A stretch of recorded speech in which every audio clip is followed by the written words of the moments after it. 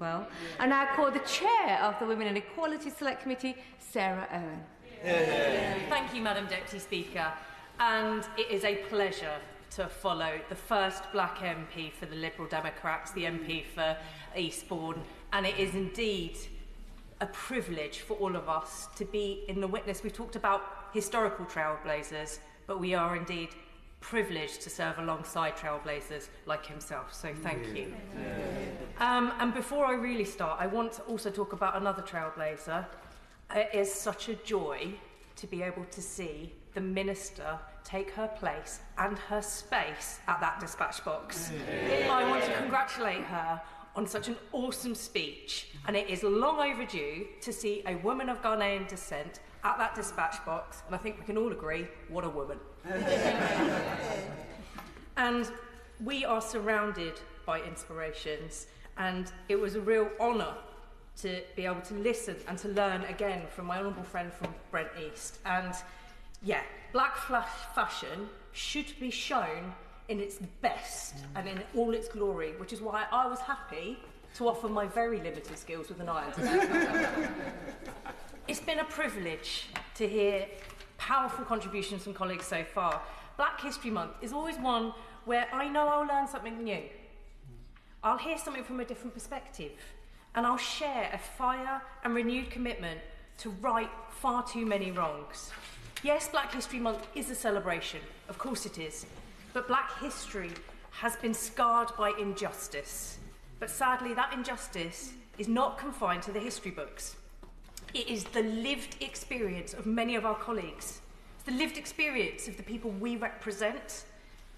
And if we don't act, it will continue to be the experience of future generations as well. Not only are these disparities not only confined to the history books, they're not confined to one area of life either. From work to pay, to education, to health, all areas of society need to improve to ensure that we stop history repeating itself and ensure that equality is consistently aimed for and one day, hopefully in our lifetimes, actually delivered. We know of many brilliant black campaigners who have devoted their lives to campaigning for equality in this country, from the Bristol bus boycott campaigners of Paul Stevenson and Roy Hackett to Baroness Lawrence. But we also know far too many have died waiting to see the change that they need and that they deserve. At least 53 people who were victims of the Windrush scandal have died waiting for compensation. Compensation for the injustice which saw the Home Office wrongly deny British citizens, mostly from the Caribbean, access to work, healthcare and benefits.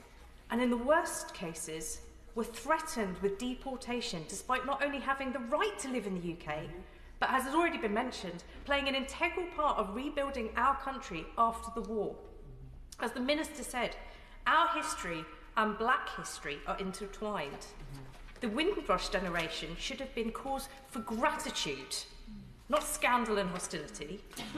Commitments to re-establish the Home Office's Windrush unit and appoint a Windrush Commissioner are of course incredibly welcome. We also need assurances, though, that lessons have genuinely been learned, and any future changes to immigration law will ensure that we never see another iteration of Windrush scandal again.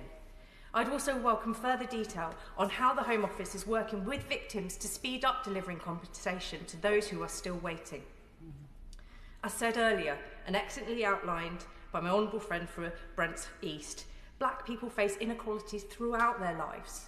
In healthcare, in employment, in access to services and opportunity, to name just a few examples. This has been, and I hope will continue to be, a focus of the Women and Equalities Committee. In 2023, the committee reported on black maternal health inequalities following the release of data showing that black women were more likely to die from childbirth than if they were white. The committee worryingly found that black women were more likely to experience treatment that falls below acceptable levels, that lacked dignity and respect, and where the needs of the patient were often ignored. I've been lucky enough to meet inspirational campaigners like Tanuke and Chloe from 5 Times More, and they continue to work with black families and healthcare providers to see improvements, but change is too slow. In his recent review, Lord Darcy found that inequalities in maternity care persist. noting that black women are still almost 3 times likely as white women to die in childbirth. That is not to mention the racism that many black healthcare workers have reported to have faced in their jobs and in their institutions. It sadly comes as no surprise to anyone that in any workplace, if you are black, you have to work much harder to progress and face additional burdens and discrimination. A fear of discrimination can prevent black women, for example, from seeking support from their employer during times like menopause, making it difficult for women to access appropriate support or have their symptoms taken seriously. This is a double whammy of being an older woman and a black woman. The committee found that as a result of this intersectionality, the difficulties faced by women undergoing the menopause were compounded for black women. And in September, I participated in a panel event organised by the Labour African Network discussing healthcare inequalities in the UK. And I was struck by many of the contributions, but particularly by the panellist called Davina Brown, who is a race ambassador in GMB Union. I'll declare my interest as a member. And a leader in the area of empowering black women in the workplace. She noted that black women face more criticism and insecurity in work than their white colleagues. In the NHS, the largest employer of women in the public sector, black women can be up to 4 times more likely to be involved in disciplinary procedures depending on the trust. Up to 4 times more likely.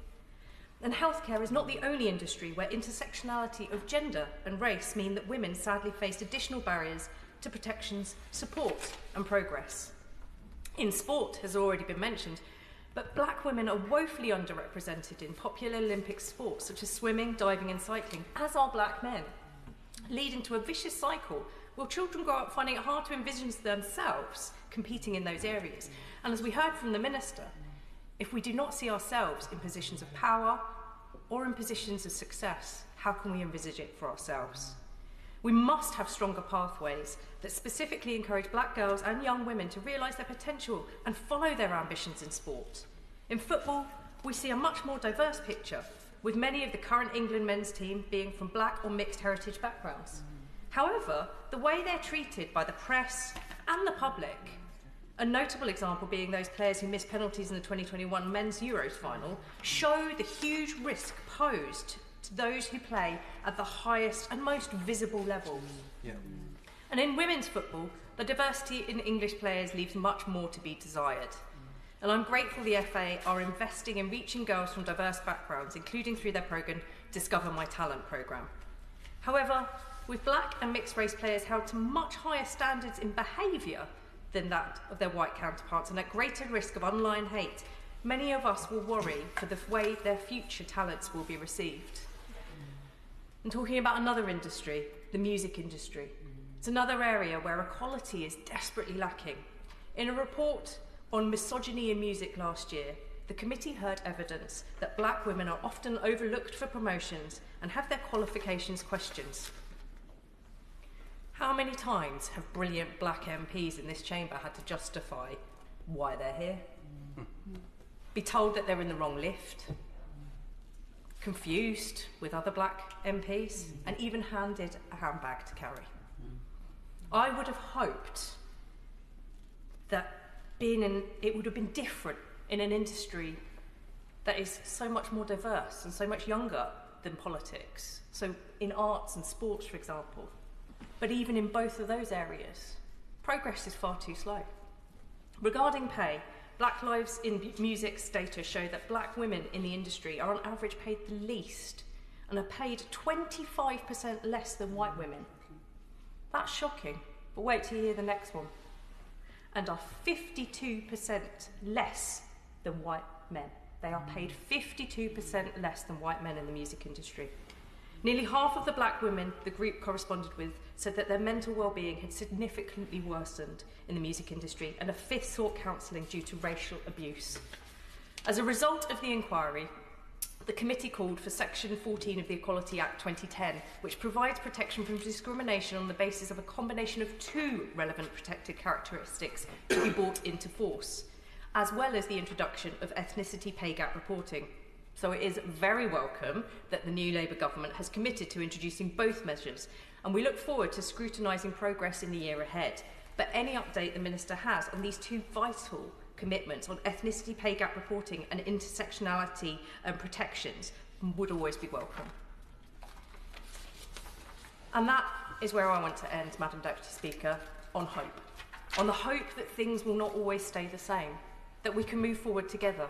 Because as Cherise Beaumont, Chief Executive of Black Lives in Music, told the committee, unless we break or tackle racial discrimination, we cannot really tackle everything else. Yeah.